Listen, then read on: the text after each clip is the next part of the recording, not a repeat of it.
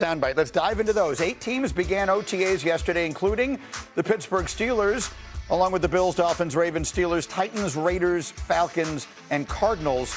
So as you stock up, stock down, J-Mac, with Aaron Rodgers back, would you say the stock is pointing up or down on the Pittsburgh Steelers? No, I'm not an expert when it comes to stocks. I wasn't a part of Wall Streeters or anything of that nature. But I'm going to say the stock is split.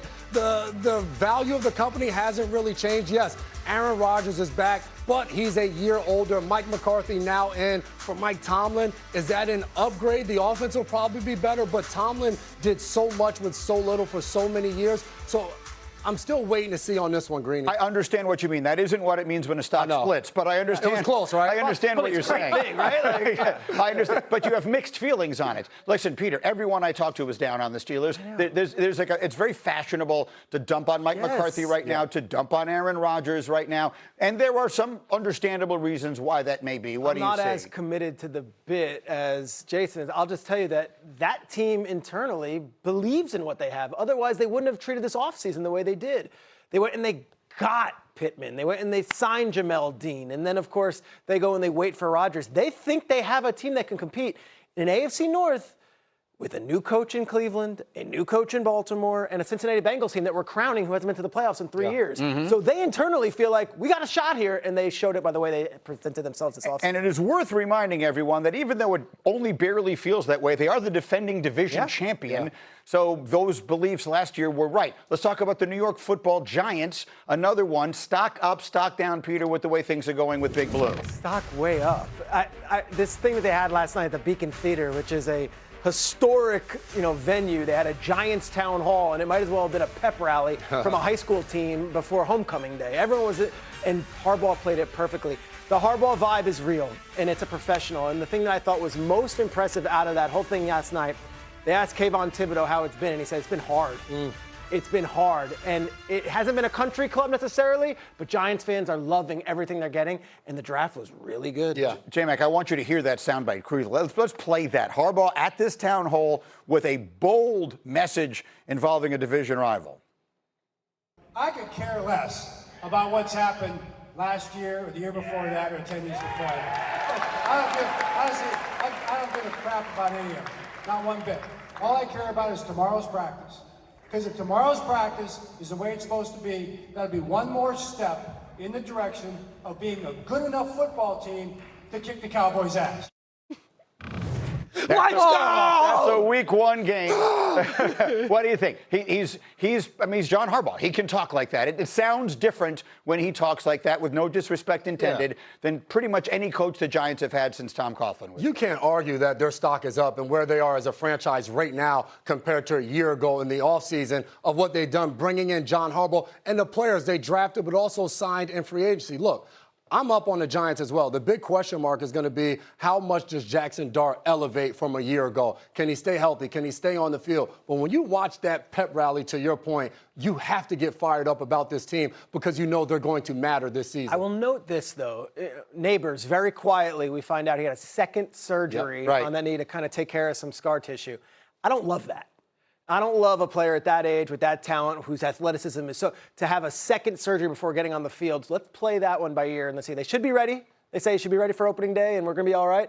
But that's one that I saw and was like, all right, that's one of those interesting ones you put back. They open with what feels like a very important game. I mean, Harbaugh's jacking the fans up and all that, and that's all well and good. But at the end of the day, that is an important game between two teams if those teams are thinking about taking a step in the division this year. And I think a lot of people think that the Cowboys will.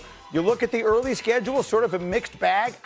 The Titans, obviously, last year, not anywhere near a playoff team. Cardinals, not anywhere near a playoff team. Commanders, an opportunity maybe to get some stuff done. That first game feels very important. And it's on prime time. And I think that's going to be the first opportunity, and the entire nation is going to be watching them to see what the identity of this team is. And when you look at the offseason, you signed Harbaugh, but you also went out and got his fullback from Baltimore and Pat Ricard. You went offensive line and defensive line / linebacker in the first round. So they're setting a tone to be a physical, nasty type of team. And that first game, we're going to get to see him do it against a division rival and a team that won wants to be a contender this year in the Cowboys. Well, what J-Mac was talking about, the improvement, the potential improvement of Jackson Dart, taking the next step, which feels like I keep making this analogy, but you look at New England a year ago, a team that came from nowhere, from just as far back in the pack as the Giants felt going into last year. They went out and got an experienced veteran coach who knows what he's doing, and they had a quarterback going into his second year who elevated. The numbers on Jackson Dart and Drake May as rookies are actually eerily similar. But it's all about him staying. The one thing, maybe Drake May was also a little bit reckless. Absolutely. He's a little careless, Absolutely. But maybe it just didn't get the attention, or it didn't feel like it was quite the level of Jackson Dart, who essentially looked like he rented out a blue tent to have with him on the sideline during games. What are they doing about that, Schrager? That Monday night game against the Patriots on national television, where Troy Aikman is aghast at the way that he is running around the field and treating, and then afterwards says, "Well, I'm not a soccer player," and I was like, "We get the tough guy stuff."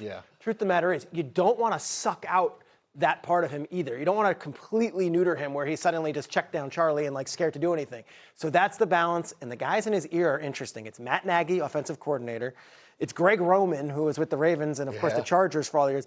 And then it's Brian Callahan, who was an NFL head coach. Those are three really respected offensive minds. How do they work around that and get inside his head to say, hey, protect yourself here? The people in his ear, to me, is a huge one, because you talked about the elevation of Drake May in his second year. Josh McDaniels was brought in, and he was the offensive coordinator, and he was the guy in his ear, and also Ashton Grant there. But it was an experienced offensive coordinator that's gone through the gamut, and he got a chance to talk to Drake May about, hey, this is what you should be thinking going into the play. For Jackson Dart now, you're getting that many different ears, and the amount of quarterbacks that those three names have worked with, he has that now on his side. So a quarter of the league on the practice field as you speak. You got Aaron Rodgers to commit to another season in Pittsburgh, and then it took the Steelers a fraction of that time to get him in the building. The Steelers opened voluntary organized team activities, and Rodgers was there for all of it, day one, to the surprise of almost everyone, including the team's newest receiver, Michael Pittman. Here's our Brooke Pryor.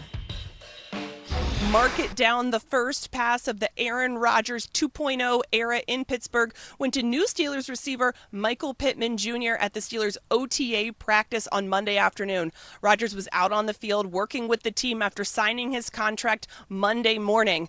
Pittman Jr. actually caught two passes from Rodgers, and he added that he quickly learned what Rodgers likes and doesn't like. Oh yeah, because he's going to tell you. So, but just the subtleties, like if there's pressure, bring eyes and stopping the spots and certain things like that. He's just a vet, just like a super vet quarterback. So he knows what he likes and what he doesn't like. If you're not doing what you're supposed to do, he's gonna let you know. So which is good.